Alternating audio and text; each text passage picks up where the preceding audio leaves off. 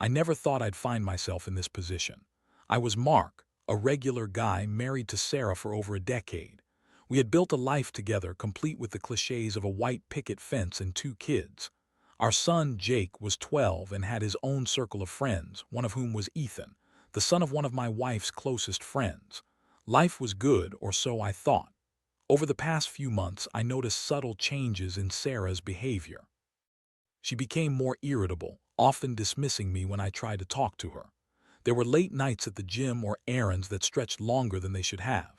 Whenever I asked her about it, she'd respond with a sharp tongue, saying I was insecure or paranoid, typical deflection. I wanted to trust her. After all, we had a life built together. How could she betray that? Then there were the texts. I would occasionally catch her glancing at her phone with a nervous smile, her fingers typing away furiously. I shrugged it off at first, attributed it to group chats or work-related issues, but the nagging feeling in my gut wouldn't go away. I felt like I was living in a sitcom where the audience knows the punchline, but the protagonist is utterly oblivious. The tipping point came one Saturday afternoon. Jake had a sleepover at Ethan's place, and Sarah told me she was meeting some friends for brunch. I decided to surprise her, thinking it would be a great opportunity to rekindle our connection. I drove to the restaurant where she said she'd be, excitement bubbling in my chest. But when I walked in, it wasn't her group of friends I found. It was Sarah, laughing and leaning into a man, Ethan's dad, Tom. I froze. My heart sank as I watched them share an intimate moment, their faces dangerously close. I couldn't hear their conversation, but the body language spoke volumes. It was as if I had been punched in the gut. I stood there, invisible, as my world began to crumble around me. This wasn't just a betrayal, it was a direct affront to everything I thought we had. When I finally mustered the strength to leave, I felt hollow. I confronted Sarah that evening, my heart racing, adrenaline pumping through my veins. I asked her straight up about Tom. Her face went pale, and for a moment I thought she might confess. Instead, she pulled out her usual defenses, spewing a string of lies. "Mark, you're being ridiculous. Tom, really. You must have seen wrong," she said, her voice dripping with sarcasm. I could feel the anger boiling inside me as she tried to convince me that my eyes were lying. I laid everything out, the brunch, the laughter, the intimacy. But she continued to deny it, calling me jealous and paranoid. I was furious. The emotional roller coaster I was on was exhausting. I felt a whirlwind of anger, disbelief, and a deep, gnawing sadness. How could someone I trusted so deeply lie to my face? I felt betrayed not just by her, but by the friendship I thought I had with Tom. It was surreal. I wanted to scream, to throw things, to make her feel the pain she had caused me. As the evening wore on, I tried to digest everything. I replayed the moment I saw them together over and over in my mind. It felt like a cruel twist of fate. I had to make a decision, but I wasn't ready for that just yet. I was still reeling from the shock, trying to understand how my life had just flipped upside down. What was I going to do? Confront her more? Demand she ends whatever it was with Tom? Or should I take a step back and think about my options? The trust was shattered, but I couldn't figure out how to pick up the pieces just yet. After that confrontation with Sarah, I felt like I was living in a fog. The house felt different.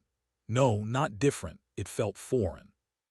Every corner was filled with memories of happier times, and those memories now felt tainted. I spent hours pacing around, trying to make sense of it all. I could still hear Sarah's dismissive tone echoing in my head. "You're being ridiculous." The next few days were a blur. Sarah was cold and distant, and I could tell she was avoiding the topic. Now I was more determined than ever to get to the bottom of this. I needed evidence. I grabbed my phone and scoured through our texts. I even looked at her social media, searching for clues like a detective on a case. I found nothing concrete, but there were hints, messages that felt more flirtatious than friendly, exchanges that seemed to fly under the radar. One evening, I took Jake to soccer practice, and while he was busy with his teammates, I decided to pay Tom a visit. I needed to confront him. The thought of him laughing with my wife while my son played innocently nearby made my blood boil. I felt a mixture of rage and a desperate need for answers. I wanted to shake him and ask him how he could disrespect our friendship like that. I arrived at Tom's house, my heart raced. I knocked on the door and he answered with a casual smile that faded when he saw my expression. "Mark, hey, what's up?" he asked, trying to act nonchalant. "Can we talk?" I said, trying to keep my voice steady. I stepped inside and he led me to the living room. I could feel the tension hanging in the air like a thick fog. I didn't waste time with pleasantries. "I saw you with Sarah," I blurted out, and I watched his face drop. "What are you talking about?" he replied, feigning innocence. I could see the panic flicker in his eyes, and that made me angrier. "You know what I'm talking about, the brunch, the way you two were acting, it wasn't just friendly." I leaned in, searching for any sign of remorse or guilt from him. "Look, Mark, I swear it's not what you think," he stammered, his facade crumbling, but I could see right through him. "Sarah and I were just what? Just having a good time, just flirting." Because it looked like more than that to me, I interrupted, my voice rising. I was done with the games. The way he squirmed only fueled my anger. He hesitated, looking around as if searching for an escape. Okay, maybe there was a little chemistry," he finally admitted, his voice barely above a whisper. A wave of nausea hit me. I wanted to scream, but instead took a deep breath, trying to remain composed. "You're both ruining everything. Do you even care?" "Mark, I didn't mean for it to happen, but Sarah is. She's something else." "I never thought it would go this far," he said, backing away slightly as I stepped closer. In that moment I realized I had to do something. This was no longer just about my marriage, it was about standing up for myself and my family. "You need to end it, now. I don't care if you have to beg her, but you have to make it clear that it's over." He nodded, looking defeated, as if he'd just been handed a death sentence. I could see the weight of reality settling in on him, but I wasn't done yet. "And if you don't, well, let's just say I won't be the quiet husband you think I am." As I left his house, I felt a strange mix of satisfaction and anger. I knew this battle was far from over, and I couldn't help but wonder how deep this betrayal ran. I still had to confront Sarah again, and now I was armed with the knowledge of her infidelity from someone she trusted. The emotional turmoil was still there, but it fueled me, igniting a fire within that I hadn't known I possessed. Once home, I sat Jake down to talk about his day while my head spun with thoughts of how to handle Sarah. I didn't want to drag my son into the mess, but I needed to figure out my next steps carefully. My mind raced with ideas of revenge and justice. I wanted to expose Sarah and Tom for what they were doing, to make them face the consequences of their actions. The plan was slowly forming. All I needed was the right moment to execute it. The emotional impact of this betrayal would not be a quiet storm. It was going to be a full-blown hurricane. I could feel the tension building inside me, and I was ready to unleash it. All I needed now was a little patience to let the pieces fall into place. The days dragged on, each one heavier than the last. I continued to gather information on Sarah and Tom, watching them from a distance while trying to keep my composure at home. I couldn't let Jake sense anything was wrong. He was my priority. He was blissfully unaware of the storm brewing in our family, and I wanted to keep it that way for as long as possible. Each time Sarah walked through the door with that same dismissive attitude, I would feel the anger rise within me. It became a game of sorts, trying to discern whether she was lying about where she'd been or who she'd been with. I knew I had to confront her again, but wanted to wait until I had all my ducks in a row. I didn't want to go in half-cocked and lose the upper hand. Finally, the opportunity came on a Tuesday evening when Sarah was unusually quiet, sipping her wine in the living room. Jake was at a friend's house, and for the first time in a while, it felt like we were alone in our own home. I took a deep breath, steeling myself for what I was about to do. "Can we talk?" I asked, trying to keep my tone even. She glanced up, surprised, but I could see the defiance in her eyes. "About what?" she replied, her voice dripping with sarcasm.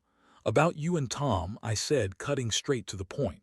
I watched as her face paled, and in that moment I felt a wave of satisfaction wash over me. "Mark, you need to stop with this nonsense. I told you before, you're imagining things." She shot back, but I wasn't backing down this time. "No, Sarah, I'm not imagining anything. I spoke to Tom," I said, watching the realization hit her like a slap in the face. Her facade cracked, and I seized the moment. He admitted that there was something going on between you two.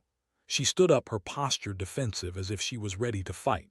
You went to Tom, you had no right, he's my friend. She shouted, her voice echoing off the walls. He's my friend too. Or at least he was until he decided to betray me, I replied, my anger bubbling over. You both are ruining everything, and for what? A fling? Is it worth it? Mark, you don't understand, she said, her voice softer now, perhaps because she could sense the weight of her own lies bearing down on her. It was just a mistake. A mistake? You think cheating on your husband is a mistake? I scoffed, incredulous. You don't get to minimize this. This is a choice, Sarah. You made a choice to betray me, to betray our family. Tears filled her eyes, and for a moment I thought I might see genuine remorse, but just as quickly she hardened again. You're being dramatic, you have no idea what I've been through. You're always so focused on your own issues, you never noticed how lonely I felt. Lonely? So you decided to sleep with someone else, that's your solution? I asked, my voice rising again. If you wanted to talk about how you felt, we could have done that, but instead you chose betrayal. We argued back and forth, a volatile exchange of blame and denial. I could feel my resolve hardening with each word. The emotional impact of this confrontation was exhausting, but it was also freeing. I was finally airing out the truth, and that felt empowering. Eventually, the fight fizzled out, leaving us both breathless and aching. I could see the regret in her eyes now, mixed with bitterness. But I wasn't done yet. This wasn't just about confronting her. It was about taking control of my life and ensuring that Sarah and Tom faced the consequences of their actions. Here's the deal, I said, my voice calm but firm. You need to end whatever this is with Tom. I'm going to tell our friends what's been happening. They deserve to know that you've been unfaithful. Wait, what? You can't do that, she exclaimed, her voice rising once more. Oh, I can and I will, I replied, feeling a sense of satisfaction in the power I was reclaiming. If you think this is going to stay between us, you're mistaken. I'm not going to be the fool in this situation. She opened her mouth to argue, but I could see the realization dawning on her. I was serious, and she was in deeper trouble than she had anticipated. Think carefully about your next move, Sarah. You have a choice to make. I continued, feeling the weight of the words as I said them. You can come clean, end it with Tom, and try to salvage what's left of our marriage, or I will expose the truth. The choice is yours. With that, I walked away, leaving her standing there, stunned. I could feel a weight lift off my shoulders, knowing I had taken a stand. It was a step toward reclaiming my life, and no matter how this played out, I felt a sense of resolve. I was ready to face whatever came next. Now, I just had to wait and see if Sarah would make the right choice, or if I would have to follow through on my ultimatum. The emotional roller coaster was far from over, but I was determined to take control. It was time for some justice. The next few days dragged by, each one marked by a palpable tension in the air. Sarah didn't say much after our confrontation. It was as if she were walking on eggshells around me. I could see the torment in her eyes, but I also sensed a flicker of defiance. She was a woman backed into a corner, and I had no idea how she would react. Would she end things with Tom and try to rebuild trust, or would she dig her heels in and fight back? I had decided to give her a bit of space. I knew that forcing the issue would only provoke more resistance, but I also couldn't shake the feeling that my life was hanging in the balance. I was caught in a web of deception and betrayal, and I had to find a way to navigate it without losing myself in the process. Then, just as I was starting to think that perhaps Sarah might come to her senses, I received a text that made my stomach drop. It was from Tom. "We need to talk. Can you meet me?" My heart raced. I wasn't sure what he wanted to discuss, but there was no way I was going to ignore it. I agreed to meet him at a nearby coffee shop the next day. The moment I walked into the shop, I spotted Tom sitting at a corner table, looking more anxious than I'd ever seen him. He glanced up and motioned for me to sit down. "Thanks for coming," he said, his voice shaky. "What's this about?" I asked, getting straight to the point. I wasn't there to waste time on pleasantries. "I know things have gotten out of hand," he started, his eyes darting around the room as if looking for eavesdroppers. "I wanted to apologize for everything. I never meant for it to go this far. It just happened." I rolled my eyes. That's the classic excuse, isn't it? It just happened. You both made a choice, And now I'm the one left picking up the pieces. Look, I'm here to take responsibility. I want to make this right, he said, and I couldn't help but scoff. Make it right? How do you plan on doing that? By telling Sarah you're ending it? I asked incredulously. I could see the guilt etched across his face, but it didn't soften my anger. I already talked to her, he said, hesitating. She told me you threatened to tell everyone. She's scared of what that could mean for both of you, for the kids. Scared? Good. She should be, I replied, my heart pounding. You both have put everything at risk. Our marriage, our kids' happiness. I'm not going to let this slide. You better hope she makes the right choice. Tom nodded, his expression grim. I don't want to lose my family either. I never thought I would get involved like this. But Sarah, she has a way of drawing people in. I was weak and I regret it. For a moment, I almost felt sorry for him. But then I remembered the laughter I had seen shared between him and Sarah. The easy intimacy that felt so unnatural, so wrong. Regrets don't fix broken families, Tom. You need to understand that. I know, he replied, looking defeated. I just want to do the right thing now. If Sarah wants to try and work things out with you, I'll step back. Just promise me you'll think about the kids. They're innocent in all this. Of course they are, I said, the weight of his words hitting me hard. But that doesn't mean I'm going to protect you or Sarah from the consequences of your actions. You both made this bed and now you need to lie in it. Tom nodded, and a tense silence settled between us. I just hope it doesn't come to that. I'll talk to her tonight, make sure she knows where I stand, he finally added. Good, I replied, feeling a flicker of satisfaction. If nothing else, at least I was forcing them both to face the reality of their choices. After our conversation, I left the coffee shop feeling a mix of emotions. The gravity of the situation weighed heavily on me, but I was also cautiously optimistic. Tom might have been coward, but at least he seemed to have some resolve now. I still needed to confront Sarah afterward and gauge her reaction to Tom's newfound commitment to ending the affair. That night, I found myself pacing the living room, rehearsing the conversation in my head. Would she be remorseful? Would she fight back? I felt a surge of anxious energy as I waited for her to come home. When she finally walked through the door, her face told me nothing. Hey, she said, her voice flat as she dropped her bag on the counter. Hey, I replied, trying to keep my tone neutral. Can we talk? About what? She asked, already sounding defensive. About Tom, I said, watching her body tense. He wants to end things with you. I spoke to him today. Her eyes widened, and for a split second I saw a flicker of surprise. You did? She asked, her tone sharper now. Yeah, he admitted everything. He sounded genuinely remorseful. Do you? I pressed, searching for any hint of honesty in her response. I don't even know what to say, Mark, she said, her voice shaky. I never wanted to hurt you. No, but you did. And now you need to decide if you want to try to salvage our marriage or keep playing these games, I said, feeling the tension rise again. She stood there in silence, her expression a mix of fear and confusion. I could see the weight of my words sinking in, and for the first time in days I felt a flicker of hope. Maybe she would finally come clean. Just tell me what you want, Sarah, I urged. Do you want to fight for us, or is this the end? I waited, my heart racing as she contemplated her response. This was the moment of truth, the moment that could determine the future of our family, for better or for worse. The air was thick with tension as I waited for Sarah's response. I could see the gears turning in her mind, her internal struggle laid bare on her face. For a moment, it felt as if the world had stopped and all that existed was the two of us standing there, grappling with the weight of our shattered marriage. Mark. She started, her voice trembling. I could see tears welling up in her eyes, and for a moment I felt a pang of sympathy. This was the woman I had loved for over a decade, the mother of my children.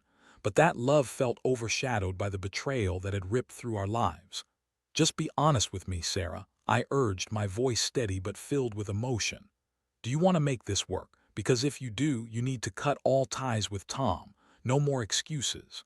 She took a deep breath and finally met my gaze. I never wanted it to go this far, Mark. I was feeling so lost, and when I met Tom, it was like, I don't know, I felt seen again, but it was wrong. I realize that now. So what are you saying? I pressed, desperate for clarity. Are you saying you want to try to fix things? I want to try, but it's complicated, she said, her voice breaking. I've hurt you, and I know that. I don't want to lose you, but I also know I've made a terrible mistake. Complicated, Sarah.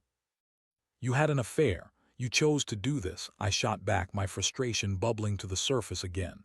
You chose to betray me. Now we're left picking up the pieces of our family. This isn't just about you feeling lost, it's about us. I get that, and I'm so sorry. I've never felt this awful in my life, she said, tears streaming down her cheeks. I want to be a better person for you and for our kids. I want to fix this. I looked at her, feeling my heart waver between anger and a flicker of hope. Did I really believe her? Was she sincere in her desire to change, or was this just another round of excuses? You have to understand that it's not going to be easy. Trust has been broken. It will take time, and I need to see that you're committed to making this right. I will, I promise, she said, reaching for my hand. I hesitated for a moment, then allowed her to grasp it tightly. I'll do whatever it takes. I'll cut off any contact with Tom. I'll go to counseling, whatever you want. Her words hung in the air, and I felt a mix of sadness and hope. Maybe there was a path forward, but it wouldn't be easy. I withdrew my hand, needing space to think.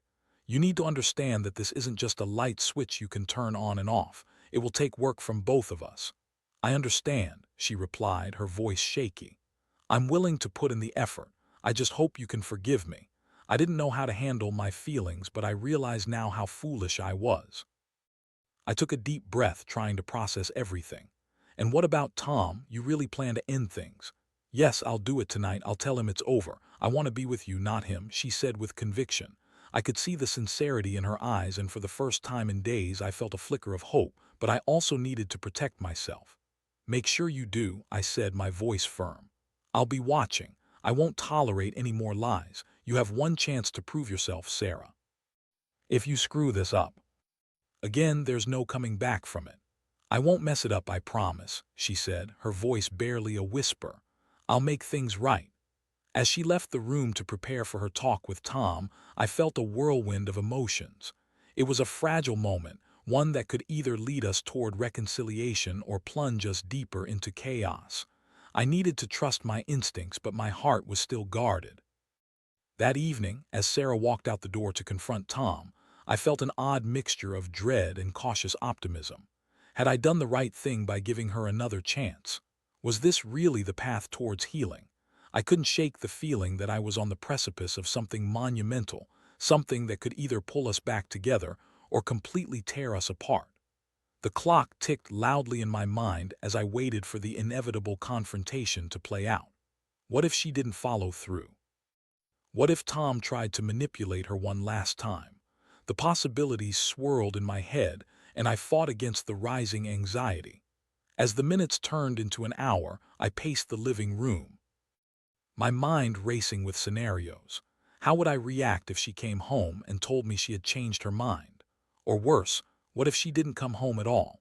Each thought sent waves of panic through me, but I had to remind myself that I had taken a stand.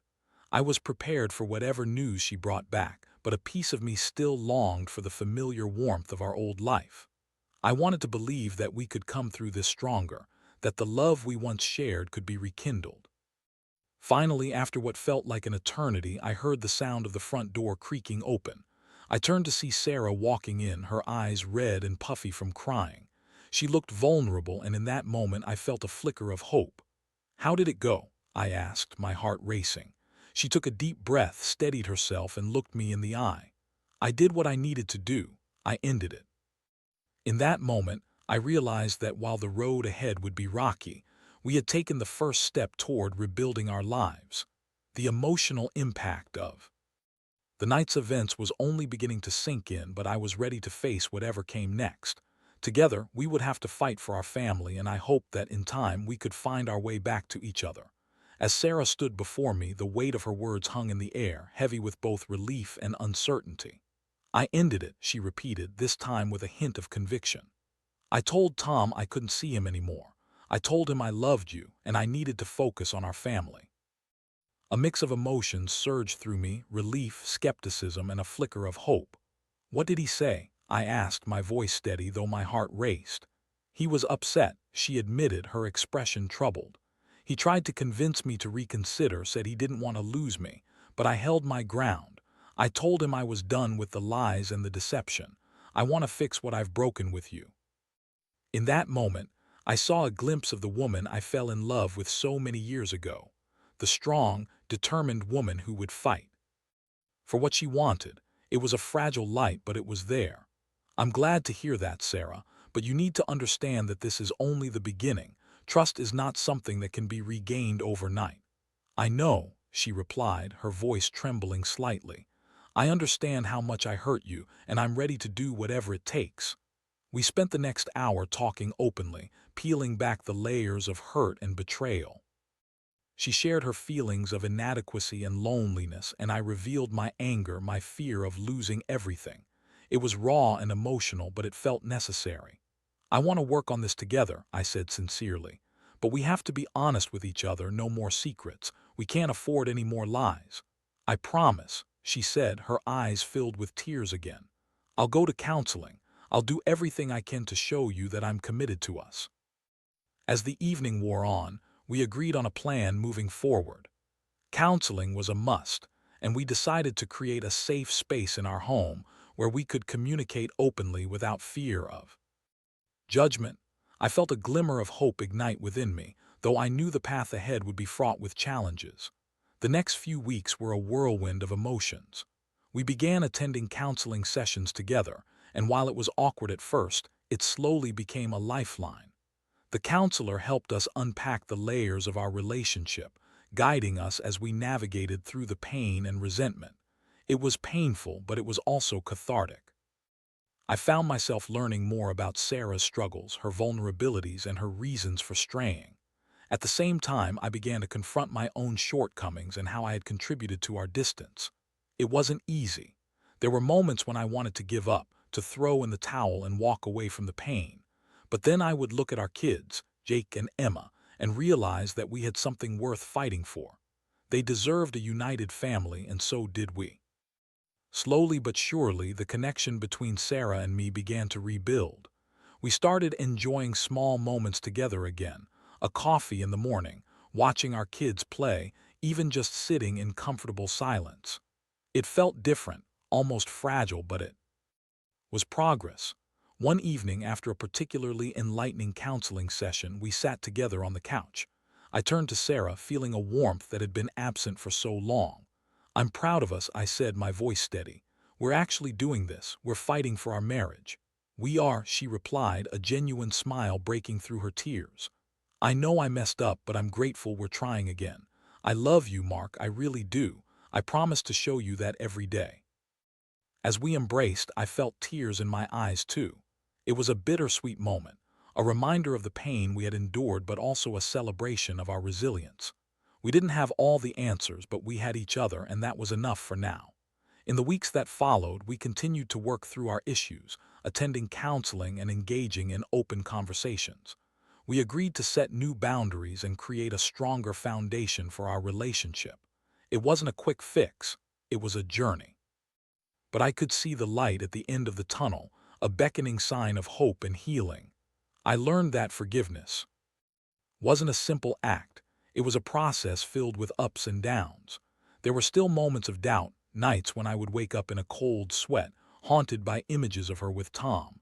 But with each passing day, those moments became less frequent. I was slowly learning to trust Sarah again, and she was proving that she was committed to making things right. As we approached our anniversary, I felt a sense of profound gratitude. We had come so far, and the road ahead still loomed with challenges, but I was optimistic. We had faced the storm and come through it together. I found myself reflecting on what had happened, on the betrayal and the heartache, but also on the lessons learned. We had both grown, and while I would never forget the pain, I also understood that sometimes the darkest moments could lead to the brightest revelations. For anyone facing a similar situation, my advice is simple. Don't shy away from confronting the truth, no matter how painful it may be. Communication is key. You have to be willing to fight both for yourself and for your relationship. Healing takes time, but with patience, understanding, and commitment, it is possible to rebuild what was once lost. As I looked at Sarah, a flicker of hope ignited within me. We were on a new path, one where we could finally be honest with ourselves and each other. And for the first time in a long while, I felt ready to embrace whatever the future had in store for us.